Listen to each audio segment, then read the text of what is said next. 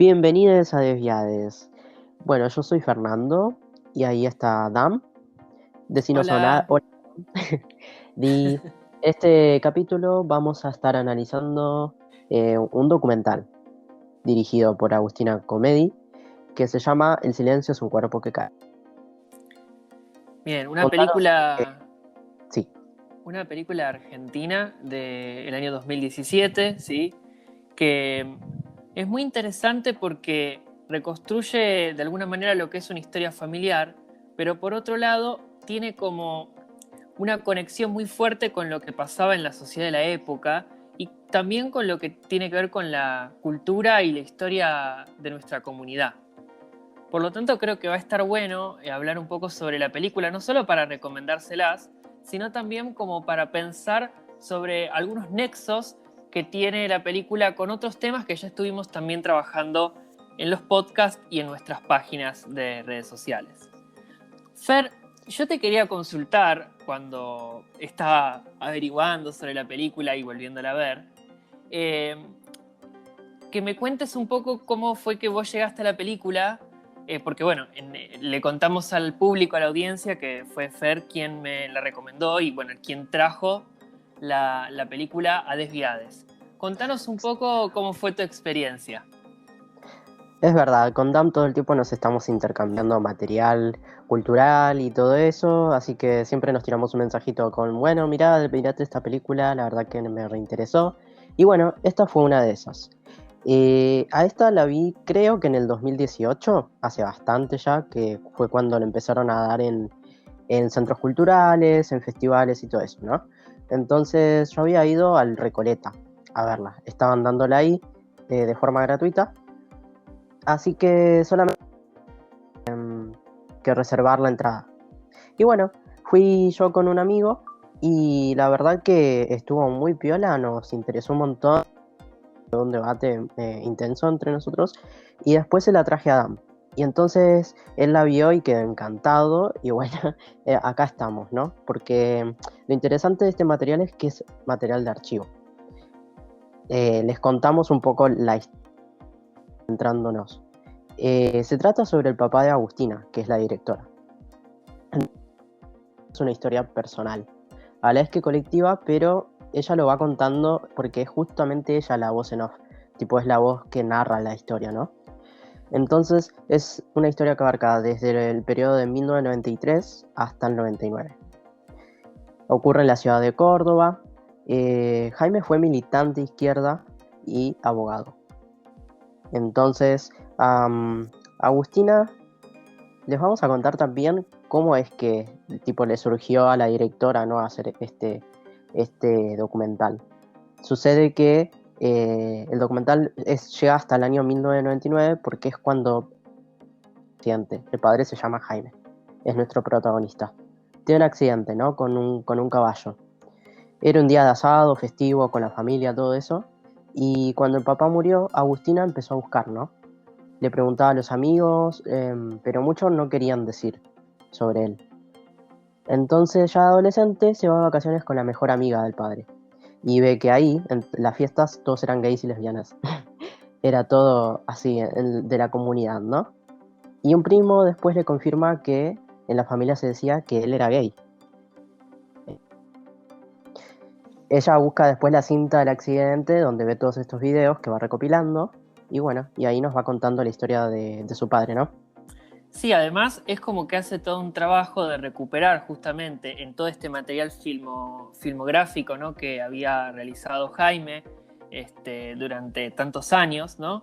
Y va también a partir de ahí reconstruyendo eh, no solo la vida de su papá, sino todo el contexto en el cual él había formado una familia, ¿no?, con Monona, que era, bueno, que es la mamá de Agustina, ¿no? Y también cómo va buscando indicios de cómo existía esta idea de la vida anterior de Jaime, ¿no? Al mismo tiempo que en lo que es el documental va realizando entrevistas con diferentes amigues o conocides de Jaime y familiares, ¿no? A mí lo que me llamó la atención, ¿no?, es como aún hoy en día a la familia le costaba hablar, ¿no?, de la homosexualidad de Jaime. No sé si vos lo viste eso. Sí, se nota sobre todo en las entrevistas que Agustina va haciendo a la familia. Ellos van diciendo cosas como no es tan fácil, eran otras épocas, todos sabían y nadie decía nada, cosas así. Es como que justamente esto se vincula mucho con el título del documental, porque es el silencio es un cuerpo que cae, ¿no? Entonces esto habla como, está muy relacionado a el silencio, tipo a lo que se calla, al secreto, ¿no? Hace como alusión a eso, digamos. Y además un silencio que podemos poner como una especie de antónimo, ¿no?, ante la idea de la visibilidad de la cual tanto hablamos en los podcasts anteriores, ¿no? En una idea donde tal vez años atrás pertenecer a la disidencia se vivía muchas veces en un contexto de silencio o en una especie, si se quiere, de doble vida, ¿no?, que vivió Jaime también. Otra cosa muy interesante es, digamos, toda la experiencia de vida del papá de Agustina, ¿no? Por ejemplo, la militancia en la izquierda, ¿no?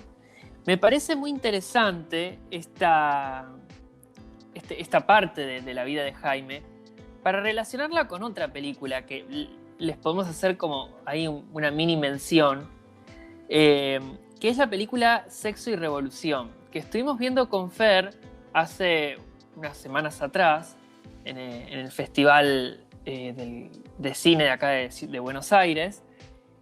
¿Y dónde está la relación? Que justamente en la década del 60 y del 70, ¿no?, que eran este periodo de gran potencia de lo que era la militancia, ¿no?, en los espacios progresistas y en los espacios de izquierda, toda esa militancia se contraponía, ¿sí?, con una discriminación por parte de estos grupos políticos, específicamente hacia la homosexualidad, ¿no? Y en la película, no solo en El silencio es un cuerpo que cae, sino en Sexo y Revolución, se menciona cómo estos espacios políticos, que después fueron cambiando con el tiempo, pero que en ese momento, ¿sí?, rechazaban específicamente la homosexualidad. No solo le pasa a Jaime, sino que, por ejemplo, le pasa a una de sus amigas que era lesbiana, por ejemplo, ¿sí? Por eso, bueno, les recomendamos también esa otra película. Esa Sexo y Revolución todavía no está subida, digamos, a las Sí, redes, pero bueno, es todavía una no está posibilidad. disponible. Claro, porque claro, como se estrenó hace poco en el Bafisi, la vimos nosotros, y bueno, así que en los próximos meses va a estar circulando de todos modos. Pero sí les recomendamos que entren a las redes y la busquen, porque nada, si tienen la oportunidad de ir a verla en algún momento, tiene un material de archivo súper importante, como súper relevante, sí, desde el lado de la militancia y de todo. Bueno, en el documental justamente, claro, se habla de que Jaime era militante activo, entonces él hacía reuniones en su casa, de leer de montoneros, ¿no? Y ahí las organizaciones le decían, claro, que ser puto es una desviación burguesa. Entonces, nada, es como que había una moral bastante cristiana, ¿no?, en las organizaciones políticas y homofóbicas. Así que eso está presente en los dos documentales, se ve. Y lo que también es interesante, ¿no?, es que en esta época, ya en la década del 70, que es cuando Jaime empieza a militar, en la Argentina empiezan a surgir las primeras organizaciones homosexuales. Por ejemplo, bueno, el grupo Nuestro Mundo es de la década del 60, que es el primer grupo que surge. Y después Sí, surge el Frente de Liberación Homosexual, ¿no?, donde estaba, no sé, Héctor Anavitarte, Néstor Perlongue y tantos otros, ¿no?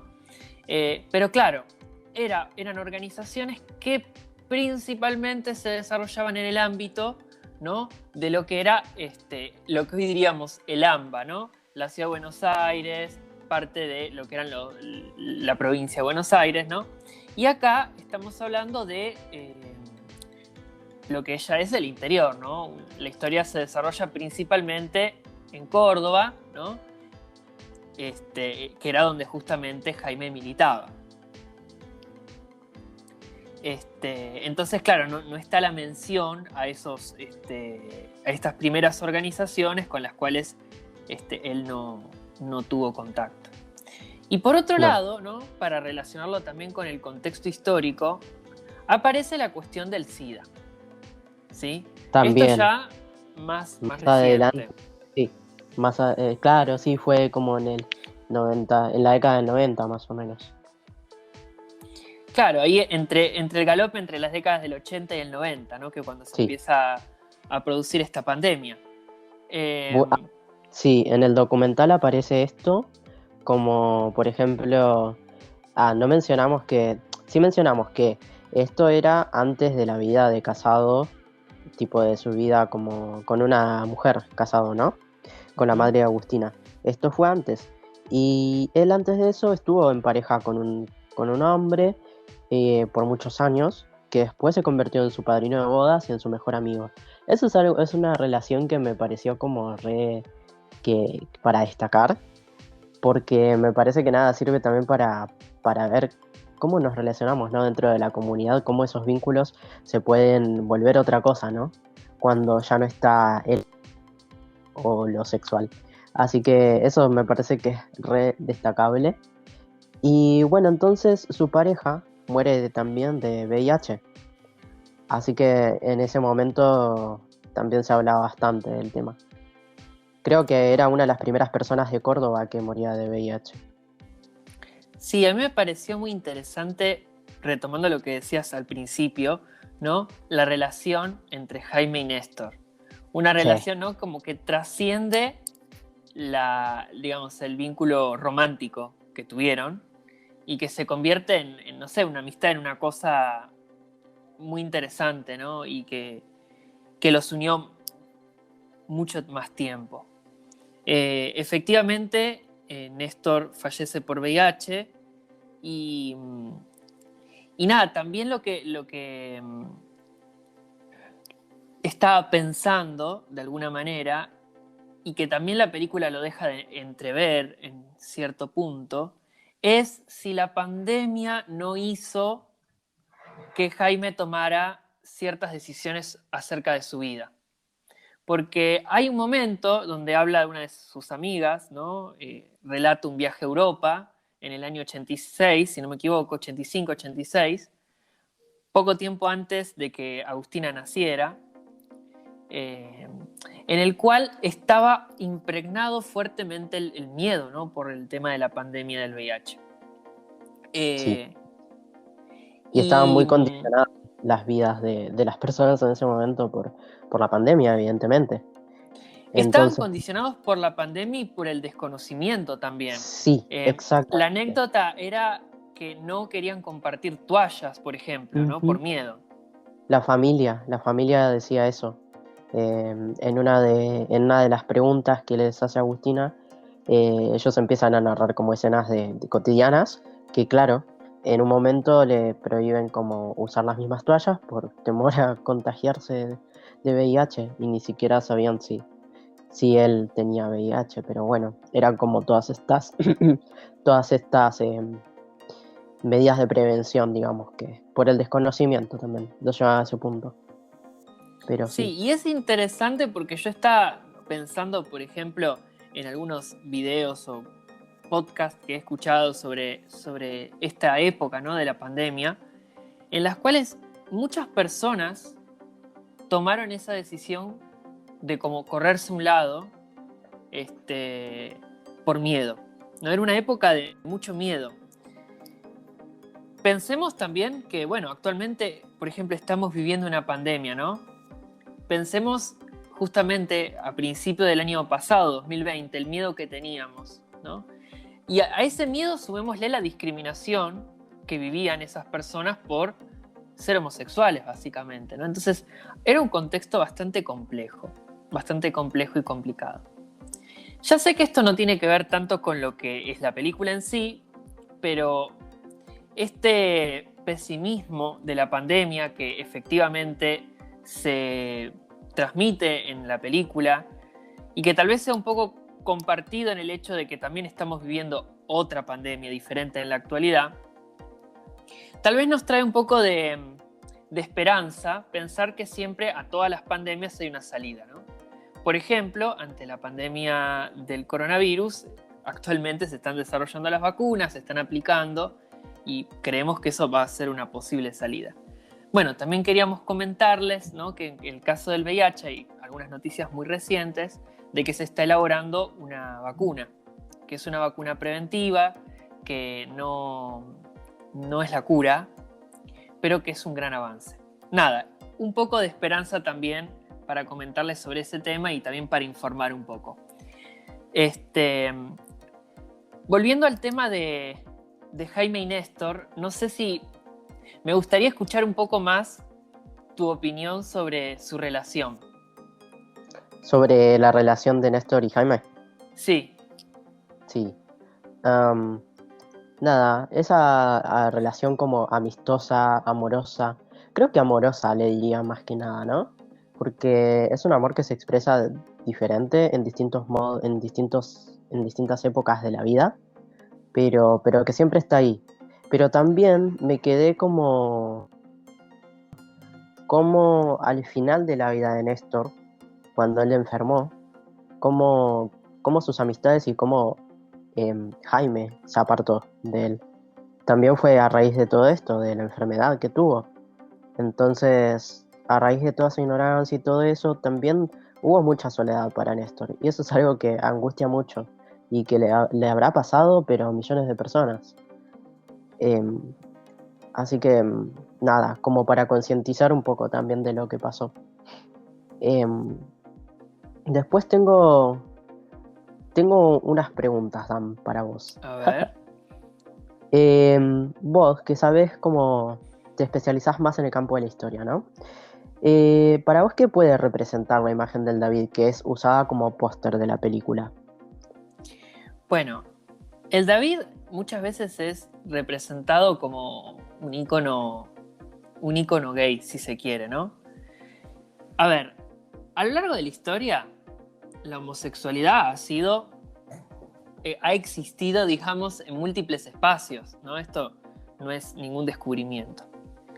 Y es bien sabido, por ejemplo, que Miguel Ángel Buonarroti, ¿no?, un artista central en lo que era el Renacimiento italiano, ¿no?, de comienzos de la modernidad, hablamos de un hombre multifacético, ¿no?, de un pintor, de un escultor, de un arquitecto.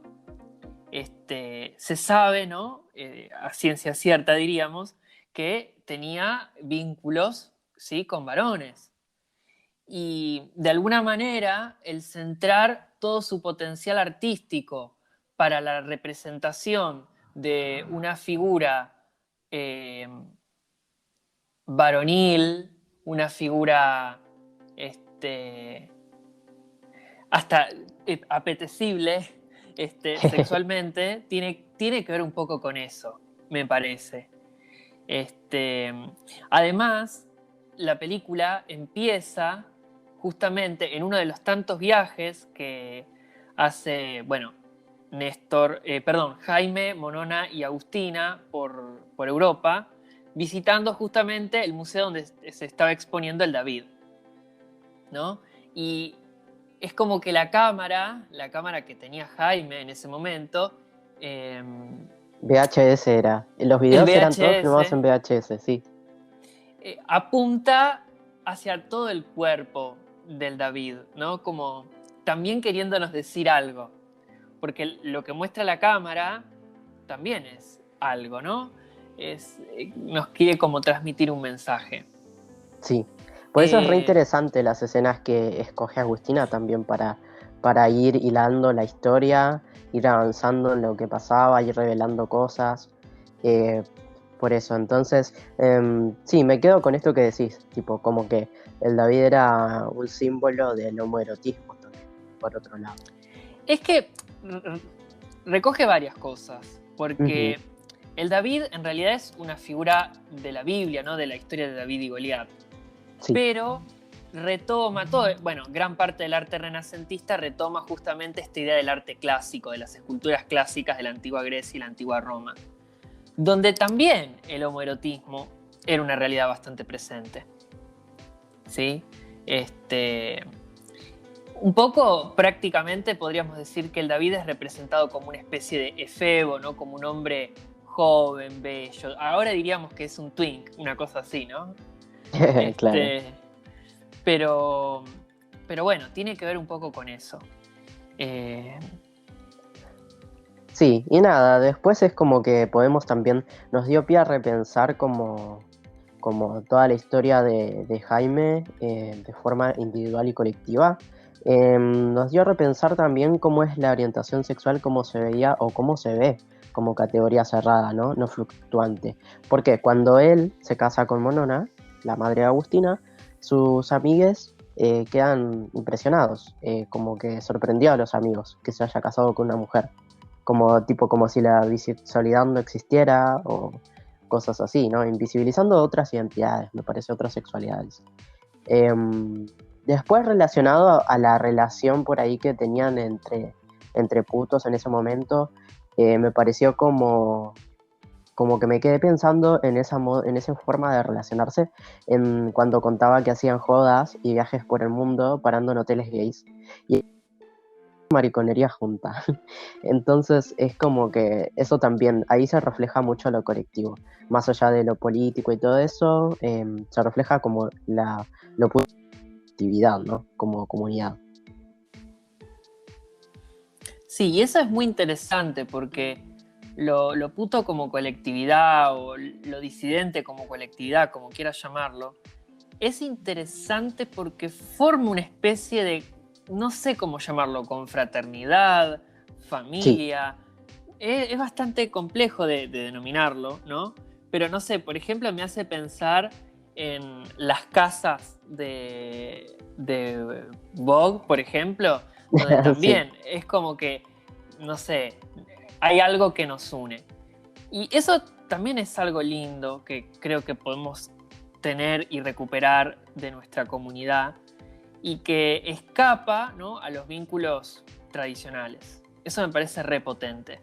Y hasta para pensar en un futuro y repensar los vínculos, recuperar esta idea, ¿no?, de crear o de recuperar también, porque en realidad sería recuperar estas formas de vínculos y resignificarlas. sí, sí. Todo lo que pasa es que también es como muy común mencionarse que no es la convencional, porque no es heterosexual básicamente, no es esa bajada en línea, ¿no? Lo que marca la heteronorma. También queríamos como recomendarles, ya que nada, haciendo nexo entre los entrevistados, una de las entrevistadas, que era una amiga de Jaime, era una mujer trans que pertenecía al grupo Calas. Entonces, sobre eso estuvimos viendo como algo de información y eso, y el grupo Calas era una comunidad de mujeres trans y drag queens de los 80. Entonces, no sé si habrás visto, Dam, que en el 2020 más o menos, el año pasado, Agustina sacó como un documental que es como la segunda parte del documental que estamos analizando ahora, tipo como un bonus track, algo así, porque se llama Playback, ensayo de una despedida. Y es sobre los integrantes del grupo Calas, justamente. Porque ella tiene muchas filmaciones donde aparecen, tipo, nada, escenas donde aparecen en el teatro, haciendo sus performances y todo eso. Así que, como que él estaba también muy ligado a ese mundo de drag.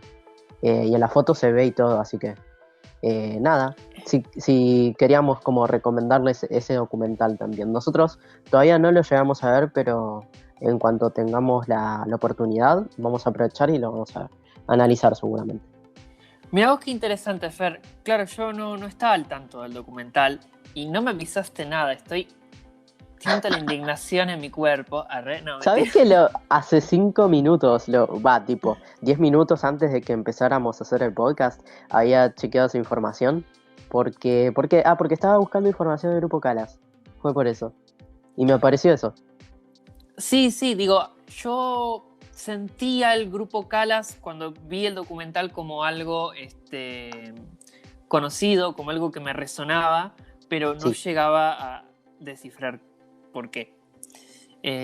Pero sí.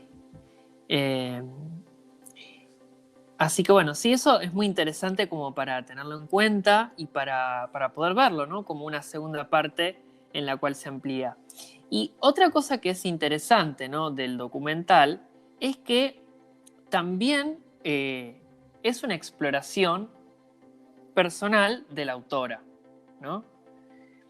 Acá, bueno, si llegaron hasta este punto del podcast o programa, es evidente que estamos hablando de varios spoilers, ¿sí? Así que, bueno, sean responsables, están avisados.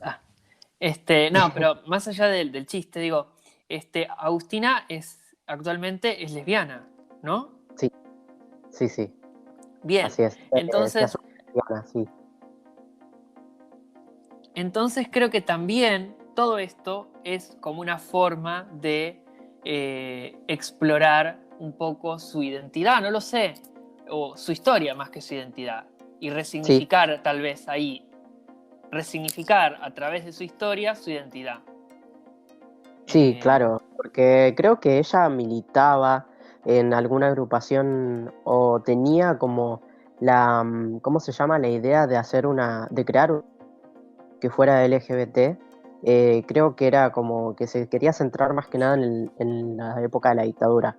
Y nada, y fue como que justo encontró como nada, encontró la relación de esto con la historia de su padre y la historia de ella, y entonces es como, por eso lo hace tan interesante también, porque es como decíamos al principio, tipo, se puede ver como un recorrido personal y a la vez colectivo, tipo, no nos muestra una historia única. Así que como que ofrece varias lecturas eso. sí, igualmente hay dos cosas que no se mencionan y que en algunas reseñas es como que se les agrega como crítica, ¿no? Igual, nada, es un recorrido muy personal, pero más allá de eso, ¿no? No se menciona tanto qué pasó en los tiempos de la dictadura. Sí se habla, por ejemplo, del tema de los edictos policiales, del Sí, tema de la persecución que había, que te podían, no sé, levantar en la calle y meterte preso o presa por incitación a las relaciones sexuales, por ejemplo, cosas así.